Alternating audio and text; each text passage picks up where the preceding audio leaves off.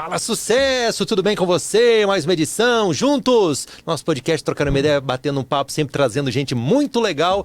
E aquele convite, você ainda não se inscreveu no nosso canal? Ative as notificações, sininho ali, se inscreva e tudo que acontecer, compartilha também. É muito importante que você esteja aqui com a gente. Ainda, debaixo do clima de Copa do Mundo, trazer uma entrevista muito legal, muitas curiosidades, fatos que eu tenho certeza que você vai gostar, não somente da Copa do Catar, mas de Copas passadas também. Eu vou ter a oportunidade de conversar com um brasileiro que quebrou o recorde mundial. O cara que assistiu mais jogos da Copa do Mundo. Inclusive no Catar ele assistiu todos os jogos. Com a gente aqui, Victor Hartmann. Eu treinei, perguntei o nome da pronúncia do nome do Victor e falei Victor, falei errado. Você tá bom, Victor? Bem-vindo. Obrigado, Arthur. Muito obrigado. Muito bom estar aqui, falando um pouco dessa experiência que eu tive. Mas tá tudo certo, o nome é o de menos e tá tranquilo. Bem-vindo, como é que foi essa experiência lá? Primeiramente, desculpa a minha ignorância de geografia, o Catar é mais ou menos o tamanho do quê? Goiás? Não, menor? é menor que o Goiás, Entendi. é menor que o Goiás. De estado, eu não sei a distância mesmo, mas é muito concentrado em Doha, que é a Entendi. capital, né? Talvez também o tamanho da cidade de São Paulo, talvez? Pode ser, por aí, é mais ou menos a pegada com menos população, né? Menos população, a Doha mesmo de pessoas do Catar nascidos lá é por volta de 200 mil. Entendi. Então é bem pouco, bem pequena. Então é um estado, praticamente uma cidade brasileira. E os jogos se concentraram em quantos estádios? Foram concentrados em Doha e na Grande Doha. Então tinha uma cidade que tinha o estádio do Al Bayt, que era o estádio mais longe, mas foi tudo em Doha, nas proximidades. E com o inglês se virava tranquilo ou teve algum perrengue lá? Eles, muitas vezes, não falavam inglês, né? Então, eles falam árabe lá. Então, outra língua completamente diferente. E aí, às vezes, ia na base da mímica mesmo. Então, às vezes na base da mímica, mas deu tudo certo. Consegui ver todos os jogos, mas teve alguns empecilhos, alguns perrengues que... Conta pra gente aí. Olha, teve... Já falar com um dos mais assim, foi num dos jogos que eu tinha que sair rápido pra ir pra outro jogo. E aí tava sair correndo do estádio, né? Pra chegar a tempo. E aí o policial falou alguma coisa comigo, eu não dei muita bola porque eu tava acelerado e ele achou que eu peitei a autoridade dele. E aí ele foi, não deixou eu sair, falou lá com os outros pra não sair. E aí nessa brincadeira aí fiquei 15, 20 minutos que eram cruciais pra eu poder ir ver outro jogo. Mas aí depois de bastante tempo explicando mesmo A razão da pressa. A razão da pressa, ele me liberou e aí pude ir pro outro jogo e deu tempo tudo. Eles eram cordiais, as autoridades? Eram na grande parte, mas mudava muito, não tinha um padrão, entendeu? Então eles ouviam ordens e não tinha um padrão como a gente está acostumado às vezes no Brasil, tudo mais, sendo cordiais ou não, tem um padrão. Lá não tinha não, às vezes o cara era muito gente boa, às vezes o cara não deixava e não sabia o que estava fazendo direito. Então parece que assim, por mais que eles tenham se preparado, eles não estão tão preparados para um clima de uma Copa do Mundo de futebol, como no Brasil, por exemplo, tem muito jogo de futebol. Lá não tem essa quantidade de gente. Então eles não estavam tão preparados assim a segurança e todos os funcionários lá. Vamos voltar para o início dessa tua história, dessa tua jornada, tal. Tua primeira Copa do Mundo, 2010, África do Sul. Isso. Eu tinha um sonho de criança mesmo, de ir para uma Copa do Mundo fora do meu país. Então era a Copa da África. Eu tinha 24 anos. Fui trabalhar no outro país para juntar uma grana e vendi meu carro. E aí foi com esse dinheiro que eu consegui ir para a Copa da África, realizei um sonho e desde então fiquei apaixonado por Copas do Mundo e eu pensei, eu vou pro resto, acredito que pro resto da minha vida eu vou em Copas do Mundo.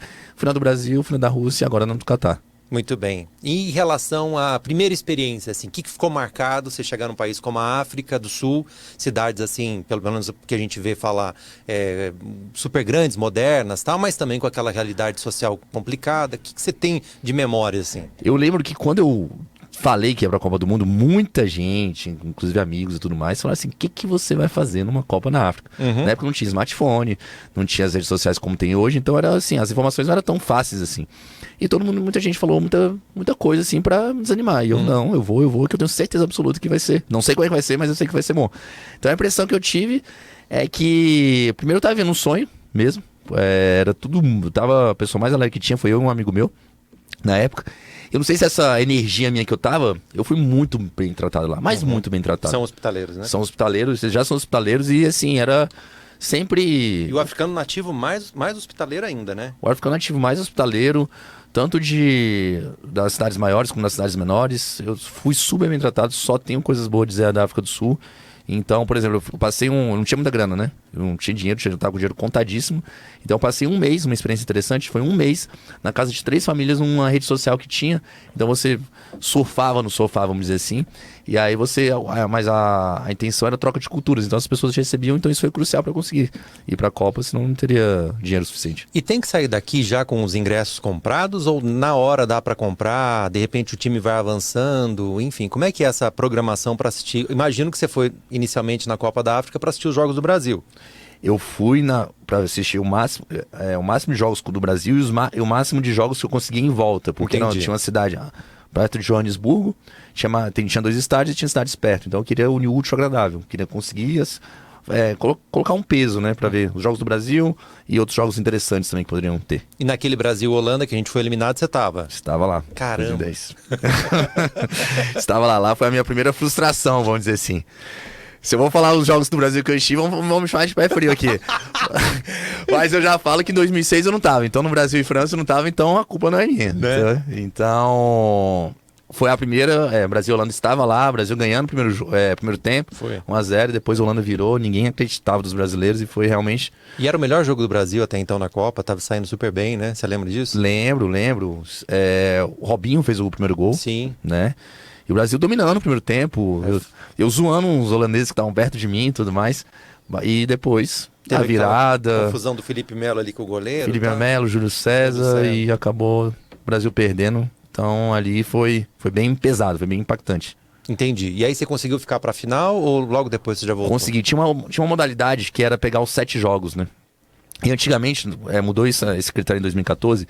2010, você escolheu um time. Se esse time fosse eliminado, você ia seguir o time que eliminou ele. Então, legal. E aí eu pensei assim, um time tá classificado, que eu acho que não vai ter tanta demanda, eu vi lá, Dinamarca, antes de começar a Copa. E eu vou solicitar o TST7 da Dinamarca e conseguir poder comprar. E aí comprei. E a Holanda eliminou a Dinamarca, e aí consegui os 7 jogos, então a final tava garantida, assistir a final também. Entendi. A primeira final foi em 2010. E teve até uma história... E é diferente o jogo da final? É diferente, é outro clima, assim, é uma tensão maior. Tem também o show de encerramento no começo e tudo mais.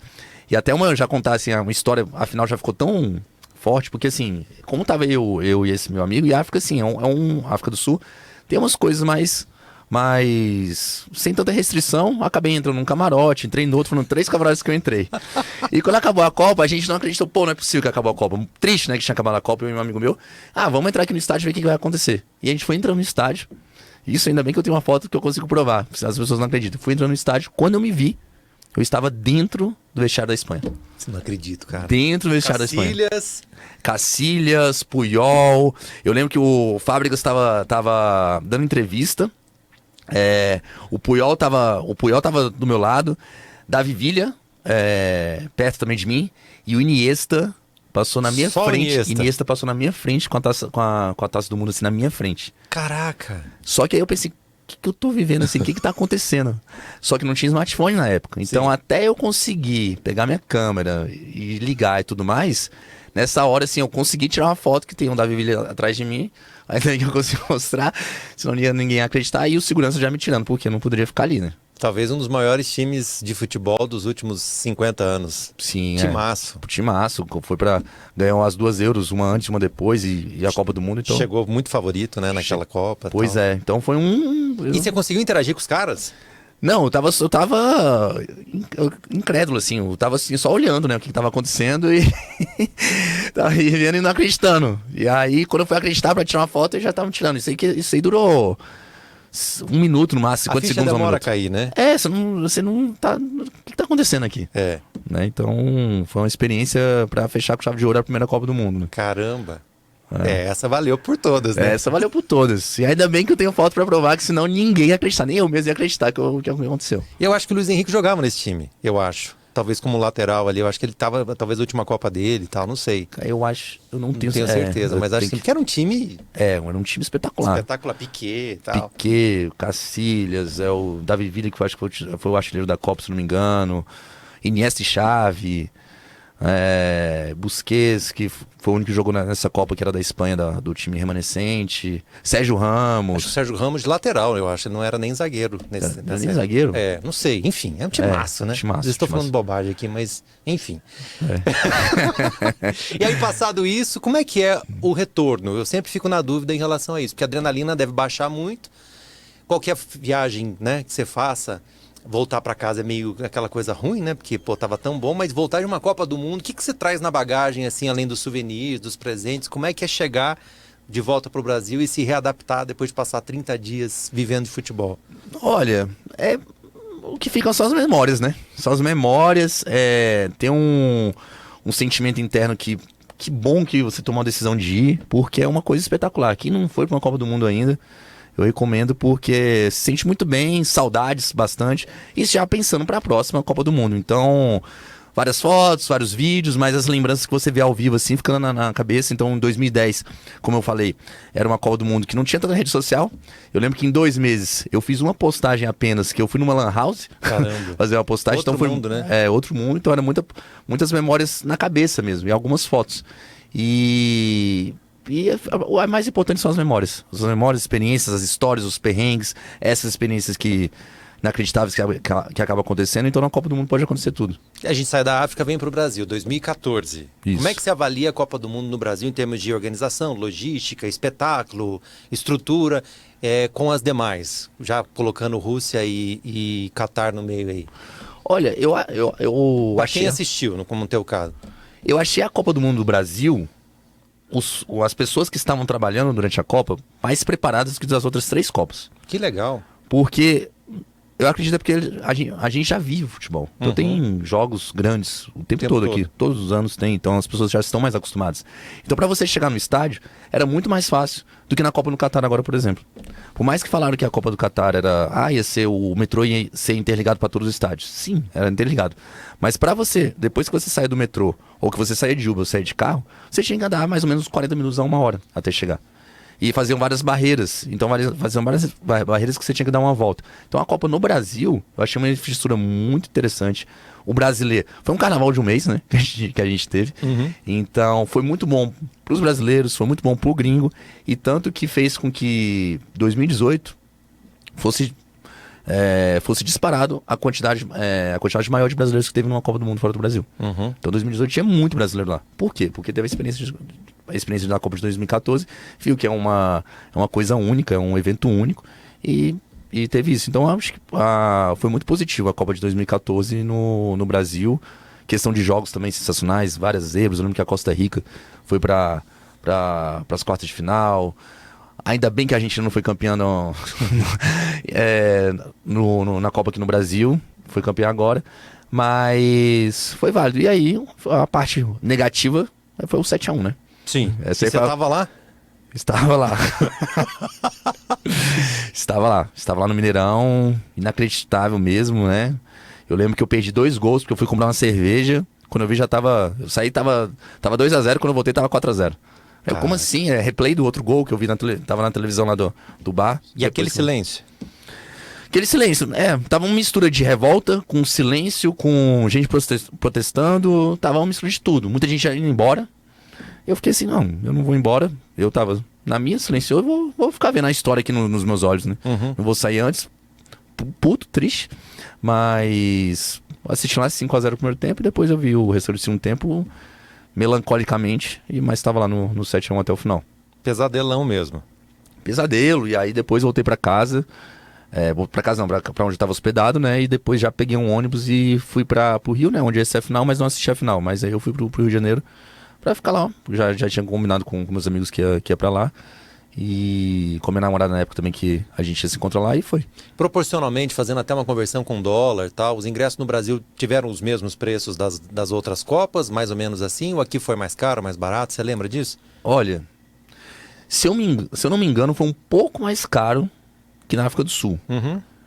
E mais ou menos o mesmo preço da Rússia. Certo. Mas realmente é uma coisa que, como o dólar tem variado, né, a cotação, então não sei exatamente qual que foi a diferença. Entendi. Tava dando uma olhada aqui, o Luiz Henrique não estava naquela seleção, falei bobagem. Vitor Valdez, os goleiros, Pepe Reina e Casillas. E aí vai aqueles outros caras que você falou, time histórico. No ataque, Vila, Pedro, Fernando Torres e Llorente. Olá. E o meio de campo tá provavelmente um dos melhores e mais fortes de todos os tempos, não precisa nem falar, né? Não, esse time é espetacular. Espetacular, dava gosto de ver. E foi interessante também nessa Copa que eu lembro muito bem das narrações que eu assistia sul-africanas e falando muito do time da Espanha, como é que eles falavam e tudo mais. Até hoje eu tenho a memória das narrações na minha cabeça, eles citando os jogadores. A gente acaba entrando, né? Quando sai de férias, acontece isso, e numa viagem como essa de Copa do Mundo, imagino que muito mais, na cultura local também, né? Então essas coisas assim de narração nativa, as comidas, isso tudo fica na cabeça da gente. A gente passa 10, 15 anos, mas aquela recordação continua, né? Exatamente, a África do Sul é um país que eu sou apaixonado, sempre recomendo pra quem pergunta, deve ir, com certeza. Com certeza. E consegui viajar bem lá depois, então foram 2 meses que eu fiquei lá na África do Sul, então eu viajei depois da Copa também, porque aí primeiro eu curti a Copa, né, depois agora eu vou conhecer mais sobre a cultura, como você falou, a cultura, as comidas, as bebidas, o que tem de a natureza e por aí vai.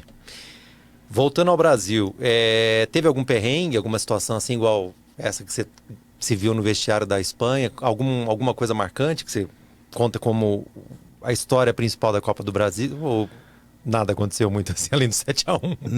Não, é porque pra entrar, eu não tinha ingresso do 7-1. Entendi. Eu não tinha ingresso. E aí? E aí... Agora eu vou começar a ficar de olho em mim quando eu for em jogos. Aí eu tinha umas barreiras, né, que faziam e tudo mais, e eu mostrei o ingresso de um outro jogo, aí eu consegui passar pela primeira barreira, e na segunda parte, assim, pra entrar no estádio, eu vi que uma hora lá tava um vucu-vucu, e ver se eu conseguia entrar, eu tenho que dar algum jeito de conseguir entrar, e acabei conseguindo entrar mesmo sem ingresso. Jeitinho brasileiro. Tive que dar um jeitinho brasileiro. Era assim, Brasil e Alemanha na minha cabeça. Na Copa do Catar eu não fiz nenhuma vez dessa. Se amadurece um pouco, né? Mas eu pensei, não, vou ter que ver Brasil e Alemanha. E aí consegui entrar sem ingresso mesmo. Caramba. Sem ingresso. Se eu soubesse que ia ser 7-1, talvez eu acho que não vou entrar aqui não, né? Pra ver o Brasil levar 7-1, não precisa de todo esse esforço, não. Mas eu peguei um ônibus, eu decidi, assim, um dia anterior, assim, eu pensei, eu não tenho ingresso. Brasil e Alemanha, dá pra pegar um ônibus aqui pra BH, Brasília BH. Por que não? Assim, não consegui entrar, eu já sei que não vou conseguir. Então eu vou lá em BH. Na cara. Na cara, se eu não conseguir, eu vou pra algum barzinho, alguma coisa assim. Outros amigos meus toparam fazer isso também. E acabou que, se eu não me engano, quase éramos 7, acho que 5 conseguiram entrar e só tinha um que tinha ingresso. Eita. Então os outros foi dando um jeito lá e conseguiram entrar. Rússia. Quando anunciou a Copa da Rússia, fico imaginando você fazendo os planos já, mais ou menos 2010, 2011, como é que eu vou pra Copa da Rússia? Aí a gente está falando de um país muito grande, com sedes distantes e com uma cultura muito diferente da nossa, acostumado também mais com futebol, porque o futebol russo tem alguns times e tal. Como é que foi essa experiência? O que você conta da Copa da Rússia? A Copa da Rússia já começou assim, a ser diferente porque não era todo mundo que falava inglês. 2010, lá eles falavam muito mais inglês, né? Criança na África do Sul eles falam inglês, né? Eles têm várias línguas oficiais. E aí 2018, não era todo mundo que falava russo. E o alfabeto, são outras letras, né? No alfabeto russo, então é completamente diferente. Falar russo e falar inglês ou falar alguma língua parecida com inglês. Então já começou aí.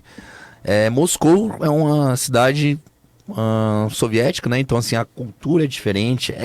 Você não parece que você tá na Europa.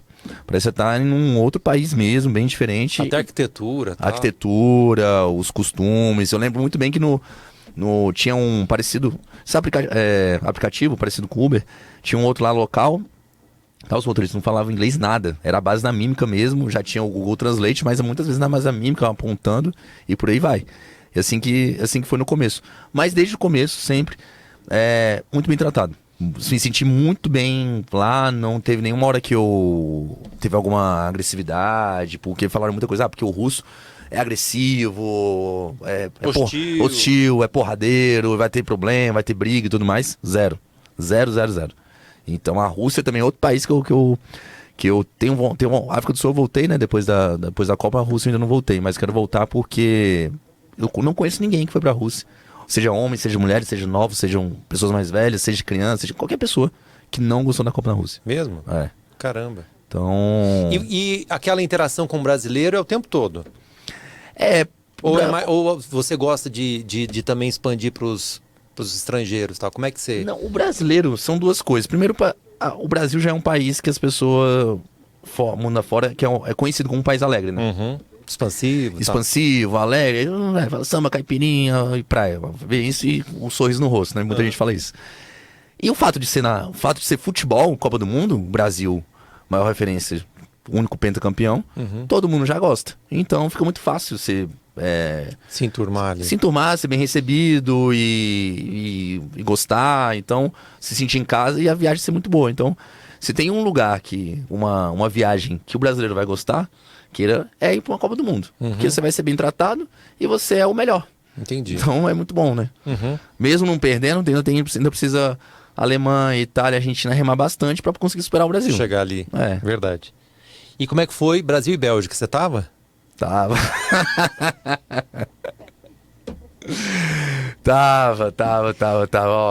Tava. O Brasil já fala que o Brasil e França em 2006 não tava, mas então o Brasil e Bélgica tava.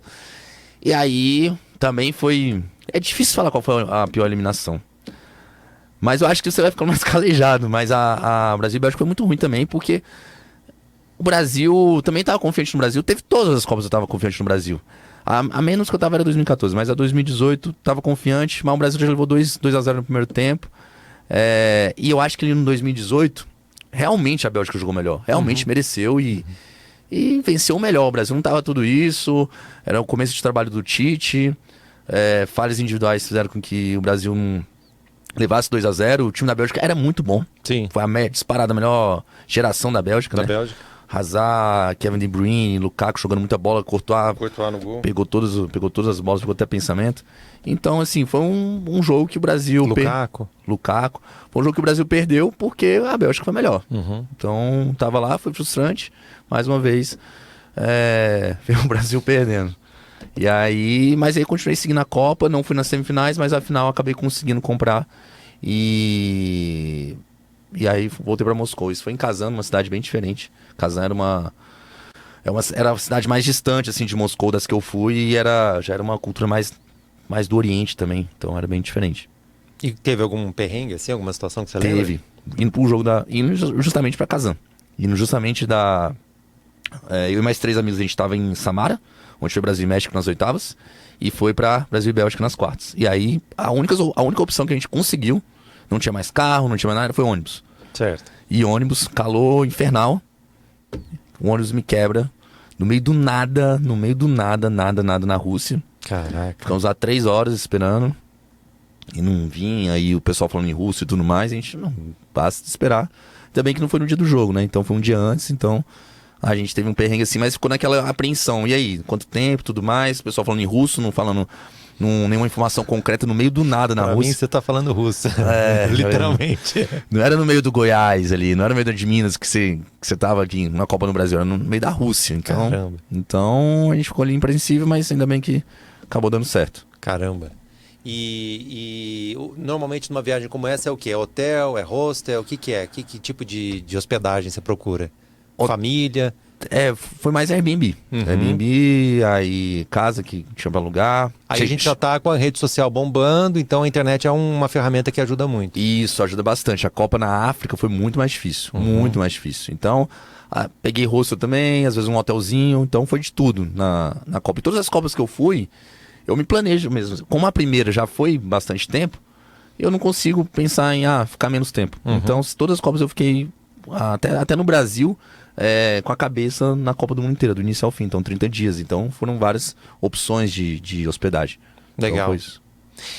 Quando anunciou o Qatar, a gente já teve um monte de dúvida, tal, mas acho que uma certeza que todas as pessoas tinham, e eu não sei se essa certeza se concretizou, é que lá seria uma Copa assim, de muito luxo, de lugares assim incríveis, de uma estrutura parecida com o que a gente vê, né? Dubai, enfim, a gente tem essa imagem daquela região dos Emirados Árabes. Foi exatamente isso ou não foi bem isso? Tinha algumas coisas lá que era meio fake? O que você sentiu em relação a essa Copa? Foi, tem sentido o que você fala, Arthur, porque eu consigo, vamos colocar assim, colocar as 3 Copas, África do Sul, Brasil e Rússia, num bloco e a do Qatar outro. O Qatar foi bem diferente das outras 3 Copas. Então a cultura é muito diferente. apesar de Rússia parecer ser muito diferente, tem muita coisa parecida com o Brasil. Similaridades ali. Similaridades. Então, até que eu vou fazer... Eu tenho uma tatuagem essa tatuagem significa as 3 Copas do Mundo que eu fui. África do Sul, Brasil e Rússia. E nesse outro aqui eu vou fazer... Uma só? Uma só do Catar. O buguê foi bem diferente. Então a cultura islâmica, o país ser islâmico é bem diferente, é mais restritivo. Copa do Mundo é muita festa, assim, tem bebida, tem, né, curtição. Às vezes eles acabam abrindo África do Sul e Rússia, que normalmente não podem beber na rua, por exemplo. Lá eles podiam, então liberavam. Lá não. Lá nem tinha venda de bebida. Nem no estádio não tinha venda de bebida. Então realmente foi bem mais restritivo. Certo. Você só encontrava bebidas e festas, que é uma cultura do Ocidente, nos hotéis. Os hotéis lá no Catar pareciam embaixadas, porque tinham as suas próprias regras. Parecia que era um outro território dentro do próprio país. E foi assim que foi a Copa no Catar. Então não tinha bebida, vendia bebida facilmente, bebida alcoólica, como aqui no Brasil você compra em qualquer lugar. E isso é um fator importante numa Copa do Mundo, porque as pessoas estão acostumadas a tomar cerveja. É um sinônimo, né? Tomar uma cerveja é um momento descontraído, tem alguma festa. Questão das mulheres, obviamente, muitas mulheres totalmente cobertas, né? Só o olho aparecendo, ou apenas o rosto aparecendo. E às vezes, muita gente, engraçado que aconteceu, por exemplo, tinha uma mulher da religião islâmica que estava com a filha, e aí eu estava com um cocar que chamava bastante atenção, queria tirar foto comigo. E aí, às vezes, eu posso tirar foto com você também e tudo mais. Não, comigo não pode, mas com a criança sim. Entendeu? Teve alguns desses episódios assim interessantes. Cultura mesmo. Cultura mesmo. A diferença do homem pra mulher lá é muito diferente. E em termos de estrutura? Em termos de estrutura, uma coisa que me chamou a atenção, questão de internet. Parecia que você tava no Wi-Fi o tempo todo. Caramba. Então foi uma Copa do Mundo muito do digital. Aqui no Brasil a gente teve problema, né? Na região que a gente está aqui, por exemplo, teve jogos aqui, sei lá, 800 metros, né? A gente está no Estádio Nacional. Em alguns momentos não tinha internet porque estava tudo concentrado ali. Lá não. Não. Wi-Fi o tempo todo, parecia. Não, a grande parte, assim, vamos dizer que foi poucas vezes, mas nada comparado com as outras Copas do Mundo, que realmente não tinha. Na Rússia não tinha, no Brasil não tinha quando eram nos grandes jogos. Lá no estádio, por muitas vezes, tinha internet voando. Que legal. Então isso foi um ponto que chamou a atenção. Outro ponto positivo, né, do Catar, questão de segurança. Então, eu conversando com esse brasileiro lá que estava trabalhando na parte de segurança da Copa, ele estava lá há 4 meses. E aí ele tinha, conversando com outros catares lá, falou que o policial catar falou, enquanto eu trabalho com o policial aqui, eu nunca ouvi falar de roubo. Caramba. Aí o outro falou, olha, eu não ouço falar de roubo tem 10 anos. Então, assim, você anda em qualquer lugar e sente 100% seguro. Então, os últimos jogos acabavam meia-noite. Tinha jogo que acabava 1 da manhã, porque se fosse pros pênaltis e tudo mais. Até eu chegar em casa, metrô e tudo mais, saindo, ou de Uber, e era 2h30, 3 horas, ia comer alguma coisa. E às vezes eu passava em ruas, assim, praticamente escuras, sozinho. 3 da manhã, 100% seguro. Sensação, segurança total. Segurança total. Que isso era impossível. Esse foi de questão de segurança, o Brasil, infelizmente, dos 4, é o pior. Foi o que eu senti. Vacilou, furto, alguma coisa assim, sempre pode acontecer, né? Na Rússia também me senti muito seguro, não tive nenhum problema. Na África na África do Sul você tem que ficar mais ligado, e no Brasil você tem que ficar ligado praticamente o tempo todo. Até dentro do estádio, se der um mole ali, fica sem celular. Questão de furto e tudo mais. Então, no Catar, isso assim foi tranquilo, não tive nenhum problema e não soube de ninguém que teve nenhum problema com furto, e essa é a parte positivíssima do Catar, segurança. A gente começou nossa conversa aqui, o Vitor, falando sobre justamente o Catar. Eu já fiz algumas perguntas para você, inclusive do primeiro jogo, aliás, do jogo da eliminação do Brasil e tal. Então, a gente não vai falar muito da parte esportiva. Teve algum perrengue no Catar? No Catar? Sem ser essa parte esportiva? Olha, foi os deslocamentos. A parte mais difícil para mim foi a questão física, né? Para fazer os jogos todos. Eu tava cansadíssimo quando era 4 jogos. E dá pra curtir? Curtir? O que significa curtir? dar uma desligada, assistir o jogo, viver a emoção ali? Dá. Ou fica pensando, caramba, eu preciso sair daqui agora pra assistir outro jogo? Não. Porque essa Copa pra você foi diferente, você não tava ali só pra assistir, você também queria assistir todos, né? Eu tinha uma meta clara, um objetivo que era um sonho, que virou um objetivo, e eu queria ser a primeira pessoa a assistir todos os jogos. Mas sim, dá pra curtir, dá pra aproveitar. Óbvio que teve vezes que eu tive que escolher entre curtir e ir pro outro jogo. Então teve um jogo, eu lembro que era o jogo da Bélgica e Croácia, e tinha sido pênalti pra Croácia, aí o VAR foi ver, e o jogo tava bom e tudo mais, só que eu tive que sair pra ir pro outro jogo lá do Marrocos e Canadá, que era o segundo jogo, era um jogo simultâneo. Então assim, dava muito pra aproveitar, positivo. Pô, teve vários e vários jogos, os melhores jogos que eu vi na minha vida foi lá no... A final foi incrível, Não, né? a final foi uma coisa de louco, foi uma coisa assim que... Eu acho que foi a melhor final que eu já vi até hoje. Ah, com certeza, eu acho que nem sei, não sendo só Copa do Mundo, mas... Sim. De Copa do Mundo é certeza que foi a melhor. Uma coisa absurda. E dava a impressão, pelo menos pra mim, assistindo aqui de casa, não sei você lá no estádio, que se a França empatasse, a Argentina ia fazer outro, e se empatasse, ela ia fazer outro. Eles estavam muito fortes, assim, do ponto de vista mental, pra segurar o negócio. Você vê que na hora dos pênaltis também, os caras seguraram a onda, enfim, o time tava calibrado pra ganhar aquele jogo, né? Mesmo com emoção. No estádio tinha essa impressão ou não? Olha, no estádio tava diferente. Foi marcante por quê? Porque quando a Argentina fez 2-0, não, na verdade o jogo inteiro a Argentina dominou. Até os 30 do segundo tempo não se viu França. E começaram aos 30, a partir dos 30, começou a gritar olé. Uma parte da torcida argentina, não toda. A Argentina perto de mim. Saltinho alto, então. Saltinho, e eu comentei com um amigo meu que tava do meu lado. Olha, tá muito cedo pra começar a gritar olé. Tá muito cedo. E menos de um minuto depois, pênalti pra França. 2-1. E aí... Beleza, 2-1 e tudo mais. Só que logo depois a França foi lá, mais dois, meteu o segundo no Mbappé. O Mbappé tava jogando muito, né? E aí quando fez 2-2, a França mentalmente e a Argentina parece que não é possível que nós vamos ser vice de novo, que já tinha sido vice em 2014. Entendi. Será que a gente vai bater na trave de novo? O Messi já tinha perdido 2 Copas Américas também e tudo mais. Foi claro isso. Deu uma balançada, tanto que a França quase ganhou no tempo normal. Foi. E no primeiro tempo da prorrogação, a França estava mais forte. Eu até comentei assim, cara, a França tá dominando, a Argentina sentiu mesmo. A torcida tava gritando, tinha muito mais argentino que francês. A torcida tava gritando, mas o time tava sentindo mesmo. E aí, quando a Argentina fez o gol, aí assim, a impressão que deu assim, não, vamos conseguir. A gente levou um empate, mas já conseguimos. E aí fizeram 3-2. E aí fez o 3-3. Só que o baque do 3-3 foi muito menor que o baque do 2-2. Porque eles disseram assim, não, a gente já conseguiu reagir uma vez. Então a gente vai reagir nos pênaltis. E aí o goleiro da Argentina foi crucial, monstro, cresceu muito e em 3 perdeu o segundo e terceiro a França e aí a Argentina campeã, né? Falando de disputa de pênalti, quando você vê o Brasil entrando numa disputa contra a Croácia e o primeiro a bater não é o Neymar, a torcida percebeu isso ou a expectativa é tão grande, a adrenalina é tão grande que ninguém raciocina muito e vamos que vamos pra ver o que acontece? Como é que é isso? Foi muito falado assim que, tinha que ser o Neymar, tinha que ser o Neymar o primeiro, mas isso foi só falado depois. Quando você tá ali no estádio de adrenalina, vai o Rodrigo. Eu sinceramente não lembro se falou assim, Rodrigo, será que vai fazer gol? Não lembro assim, pensei. Mas antes, se me fizesse essa pergunta antes, quem tem que ser o primeiro a bater? Tem que ser o melhor jogador. Sim. Tem que ser o melhor jogador. Porque não chega nem ao quinto, às vezes não chega ao quinto, então o primeiro é muito crucial para você, dependendo do jeito que é o pênalti, até desestabilizar emocionalmente o goleiro. Porque se você bate num pênalti tão bem feito e o goleiro não tem nem chance... Foi o caso do Messi, né? Foi o caso do Messi.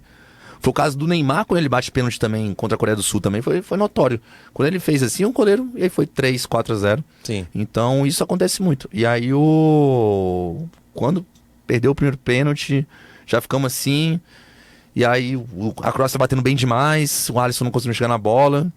Aí veio o Marquinhos. Você tava ali perto do gol? Eu tava do outro lado. Calma, eu tava atrás do gol.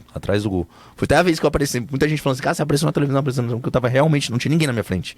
Eu era o primeiro ali no gol. De cocar, tal. De cocar. E aí tava fácil de ser visto. E aí E aí quando o Marquinhos bateu o pênalti na trave, foi complicado. Aquela decisão, para quem tá assistindo o jogo do Tite, de botar o time reserva no último jogo da primeira fase, é meio frustrante, inclusive porque perdeu? Ou a galera que estava no estádio entendeu logo no início, imaginava que aquele time pudesse engrenar também? Não, eu acho que foi tranquilo. Foi significante aquilo. Tanto que Portugal, Espanha, França também, todos esses times já estavam classificados, colocaram o time reserva. Eu achei até legal que que o Tite propôs. Em relação a todo mundo crucificando o Tite, né? Quando perde, todo mundo bate. Quando tá ganhando, eu acho que o Tite acertou em muita coisa e errou em algumas. Mas aquilo eu achei interessante porque todos os jogadores jogaram. Até o terceiro goleiro, o Everton, não tinha jogado. Então esse espírito de grupo, todos os jogos, todos os jogadores participaram, eu acho que seria muito interessante. E eu te faço essa pergunta para ouvir mesmo a opinião de quem estava em volta. Você sentiu que a galera em volta também foi nessa e também achou que era legal naquele momento fazer esse descanso e botar os caras para jogar? Muita gente perguntou, por que não colocou fulano, podia ir com um time misto e tudo mais, mas assim, teve gente que falou isso, mas tem muita gente que falou assim, não, foi só um jogo, foi o jogo com o time reserva, ninguém achava que ia perder para Camarões mesmo, o time reserva. A impressão que deu assim, mesmo o time reserva tinha a obrigação de ganhar. A crítica não foi porque botou o time reserva. A crítica foi porque com o time reserva conseguiu perder. Essa que foi a crítica. Que era um time muito bom mesmo sendo reserva, pelo menos no papel, né? No papel era muito bom. Bate bola aqui, vamos lá. Povo mais alegre. Não somente o país sede, mas de todas as Copas que você assistiu, quando você confraterniza ali, o povo mais alegre. Mais alegre? Tirando o Brasil. O México. Mexicano. O mexicano impressionou em todas as Copas. Mais folgado? Mais folgado é argentino. É mesmo? Argentino. Aí eu fui zoado, né? Eu tava, assim, porque eu pensei, não, vou com a camisa do Brasil. O Brasil perdeu, mas eu vou com a camisa do Brasil e fui nos jogos da Argentina com o Brasil. E na final eu tava com o jogo Argentina. E nesse jogo eu tava sozinho mesmo, porque quem eu conhecia que tava junto comigo tava nos outros lugares e não tinha acesso, estágio muito grande. Eu, camisa do Brasil, zoado 4 vezes. Cachaceiro. Cachaceiro? O tunisiano. Tunísia. Bebe. Torcida Inglês também. Torcida mais bonita. Torcida mais bonita? A torcida... Você estava falando em relação a todas as Copas, né? Sim. Cara, a torcida que mais me marcou foi a torcida peruana em 2018. É mesmo? Cada Copa, na verdade, tem uma marcação. Então, essa Copa foi a marroquina. 2018 foi a peruana. 2014 foi a Colômbia, principalmente aqui em Brasília. Os colombianos invadiram Brasília. E 2010 foi a sul-africana. Foi a própria anfitriã. Teve paquera em alguma dessas Copas aí? Teve bem mais do que nessa. Nessa já foi mais difícil. Mas 2018, 2014, 2010, sim, teve. Entendi. E qual foi a Copa da paquera? Rússia? Foi a Rússia. Porque a Rússia, eu acho que tá pro... acho que todo homem tem o sonho de conhecer a Rússia. E as russas são muito bonitas e a população russa, né? A população russa tem muito mais mulheres, acho que por causa da guerra, tem muito mais mulheres do que homens. Então... Cada passo era uma apaixonada. Então se apaixonava a cada 5 minutos. Jogo inesquecível. Jogo inesquecível. Das 4 Copas aí é difícil falar do... Eu vou falar 2. Pode ser 2? Pode. Então vou colocar a abertura de 2010, porque foi o primeiro jogo e eu me senti assim, eu tô realizando um sonho. 2010, aquelas vuvuzelas, assim, num barulho ensurdecedor, você não conseguia ouvir nada, não conseguia conversar com ninguém em 2010. E a final, épica de todos os tempos, agora que a gente teve domingo passado, foram os 2 jogos marcantes. Pior jogo? Pior jogo foi o 7-1, né? Brasil e Alemanha, 7-1. Foi o pior jogo, o jogo mais marcante, o mais frustrante no seu próprio país, foi o pior. Meta para 2026? Meta para 2026. Primeira meta é instalar, né? E aí estão perguntando, e aí, qual o próximo recorde? Aí eu tô até aberto a sugestões, quem quiser sugerir qual que vai ser o próximo recorde. Com certeza não vai ser para ver todos os jogos, porque isso é impossível. Então, mas eu estarei lá com certeza e ainda são 4 anos para me preparar, então eu quero desfrutar da melhor forma possível. Espero que mais pessoas, tanto brasileiros como de outros lugares, que me acompanharam na Copa, foi muitas mensagens que eu recebi, e falaram, cara, que vontade de ir pra Copa de 2026, que vontade, estejam lá mesmo. Não fique só na promessa, né, como é comum no fim do ano, porque no ano que vem, que a Copa que vem, qual que vem, não, realmente vão, se programe, porque é uma experiência única, e eu pretendo ir para todas as Copas do Mundo até o meu último dia de vida, porque são 4 anos, é um mês de 4 anos que é inesquecível.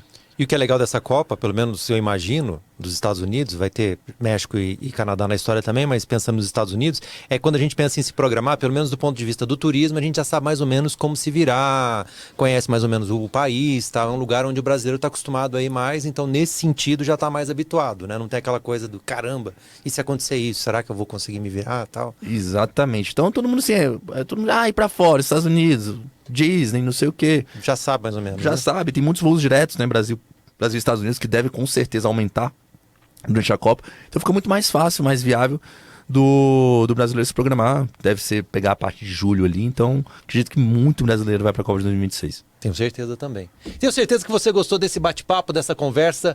Batemos um bolão aqui com o Vitor Hartmann, recordista. O cara assistiu todos os jogos da Copa do Mundo 2022. Já imaginou isso? Um sonho, né? Caramba, muito legal. Você gostou? Se inscreva no nosso canal, compartilha aí, vamos ter um monte de cortes dessa história também. Que bom que você está aqui com a gente fica por aqui. Obrigado, Vitor. Arthur, eu que agradeço, obrigado pela oportunidade e muito, muito bacana compartilhar aqui algumas histórias de Copa do Mundo. Maravilha. Valeu!